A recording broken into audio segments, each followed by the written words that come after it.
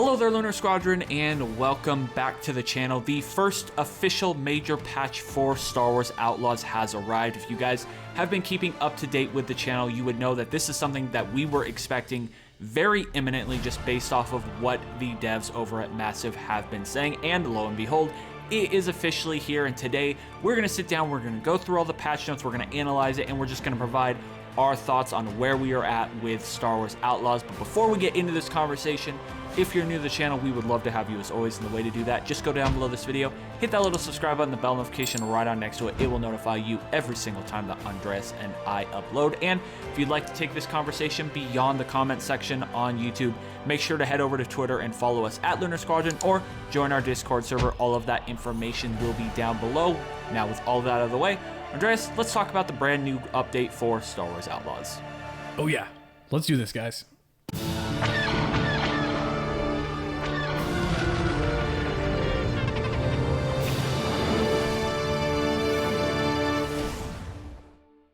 About 15 hours ago from the recording of this video, Star Wars Outlaws Twitter account tweeted, "Patch incoming. Check out the link for the full patch notes of everything coming in Star Wars Outlaws. Title update 1.1.2 was linked thereafter." One thing that I want to point out is Julian Garrity, who's the creative director for Star Wars Outlaws, he retweeted Star Wars Outlaws' tweet saying, "This patch is an important step in our commitment to keep on improving the game. Tell me what you think needs to be looked at. Hashtag Star Wars Outlaws. Hashtag Star Wars." Nick, I think this is just a general testament from Julian and the team that they're working on the game, and I don't think we should be expecting all of the issues to be fixed overnight.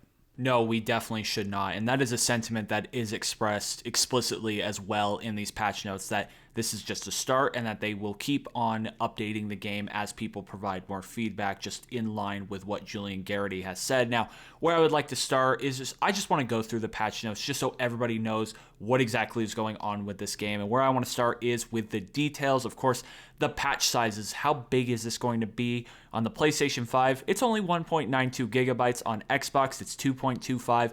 And on the PC, it is 1.89. They do highlight a new feature, and that is cross progression and saving is now available between all platforms through Ubisoft Connect, and you can learn more about that through the website. And then they get into the performance and stability, and they list off that various crash fixes and stability improvements across all platforms, PC performance improvements and optimization across the game, improvement for FPS drops during some scenes, VRAM improvement, and higher graphic fidelity when using ray reconstruction and frame generation technologies.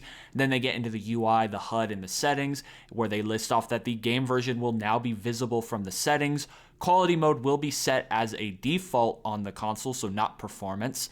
Corrected default settings for motion blur on quality mode for the consoles, and the HDR brightness values have been modified. In terms of graphics, this patch fixes various graphics and lighting fixes, and all cinematics are now supported on ultra-wide screens. As far as audio is concerned, there is a fix for potential music loss when fast traveling into Shara. They've also made some changes to the world's fauna and flora, where they say that many additional idle animations for NPC have been added across all planets, and they fixed an issue where the Imperial speeder bike 74-Z would be missing a part. And then the last thing I want to get into is this general gameplay, where they say it is now less likely to be detected while rolling. Andreas, I know you will love that one specifically. And the level of detection is adjusted depending on location. And then there are some additional miscellaneous patch notes and some main and side quest ones, but those do potentially contain spoilers, so we're not going to list them out in this video. If you guys are interested in the additional patch notes, definitely go check it out on the Star Wars Outlaws and Ubisoft website. But Andreas, what I'm noticing off the bat here, a lot of the fixes in this patch, like the smaller one that we got a little while ago, seem to be focusing mainly on the PC. There are some improvements across all platforms, but this seems to be more of a PC patch than a console patch. Yeah, that's definitely a fair assessment, because if you look specifically at the performance and stability sections, it looks like a lot of the actual performance improvements are targeted for PC. Of course,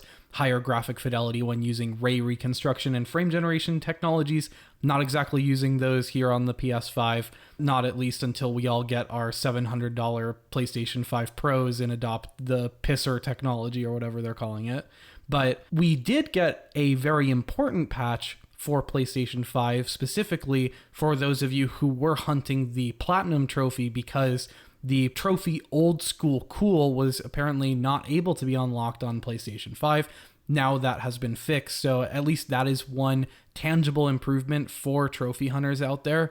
But like you said, Nick, I think people on console can most be looking forward to stability fixes with this update, that being crashes, and I'm hoping things like falling through the map, although that is not explicitly stated anywhere here, but that's something I would hope is fixed. But I don't know, I honestly am not seeing anything to that effect here, and I would hope that they are addressing those specifically and will specifically mention in subsequent updates when those issues are fixed, because me in particular, I have fallen through the map specifically on Tatooine multiple times, and it's stopped my progress, and it's been very annoying. So I want them to really target that in future updates.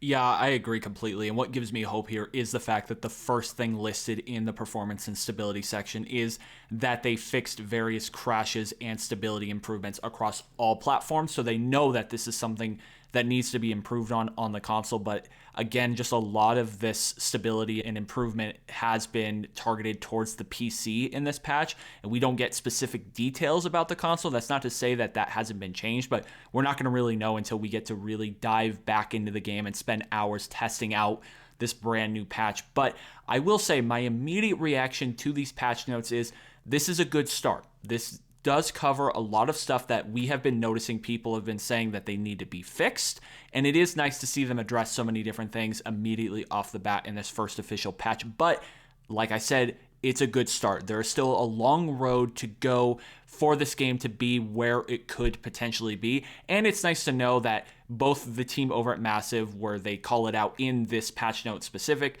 and Julian Garrity himself realize that this is just a start. There's a long way to go. They want people to continue to provide feedback on things that need to be changed. So if there's something out there that you guys are seeing is very frustrating or something that is broken, please continue to talk about it. Bring it up to Massive, bring it up to the dev team so that they know that they need to go back in and fix it, because they are committing themselves to making this game be what they want it to be and what all of us want it to be. So it's a good start. Yeah, it's definitely a good start, particularly if you're on the PC. And that said, if you are playing this game on the PC, please let us know in the comments down below. After downloading this patch, have you noticed tangible improvements specifically for optimization and PC performance? Because that's the stuff that I'm really interested in when it comes to the graphics of this game. There were some graphical anomalies that we noticed when we were playing the game on PS5 specifically, and I want to know if this patch has brought some improvements in that area for you PC players,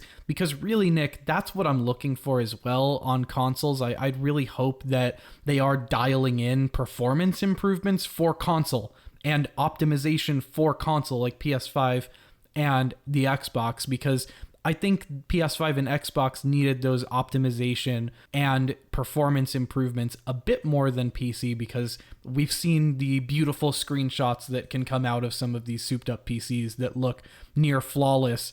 And I would just kind of hope that we are aspiring towards the best optimization possible when it comes to the more limited consoles that we're all working with here, because I think there are just a ton of players on console who I think it'd be nice if we could reach those upper levels of optimization and performance when it comes to this game, because there's obviously such beautiful art in there, and I'd like for all of us on console to be able to experience that, at least to the best of the limitations to the consoles that we're playing on. I am so happy that you brought up optimization, because I agree with you completely. It's nice to hear about stability and performance issues, but I definitely think that at least the PS5 version of this game needs some work in terms of optimization, because I'm sitting here looking at my copy of Horizon Forbidden West here on my desk, and I'm thinking about how once we were done playing Star Wars Outlaws, I went and loaded up Horizon Forbidden West, and that game is just so well optimized on the PS5, and it just looks so beautiful, and I just don't think Star Wars Outlaws is there yet, and that is something that I hope it can get to eventually, because we know that the PS5 hardware and the Xbox Series X hardware is capable of having incredibly beautiful games on it, and it just, I don't want to blame the hardware here. I just think this game definitely needs some optimization work. So I'm definitely happy that you called that out, and I hope that is something that we see in a patch very soon. That is probably something that I will be looking for the most. Anyway, guys, let us know your thoughts down below on this brand new patch for Star Wars Outlaws. Did this fix something that you were hoping it was going to fix? Are there still issues that you hope are addressed in the near future? And if there's one thing that you could fix within reason, what would you fix when it comes to Star Wars Outlaws in a future update? You know, we love hearing all of your thoughts on this all down below, so definitely sound off in the comments. Anyway, that is going to do it for us for this one. Thank you all so much for watching, and as always, we will see you all next time.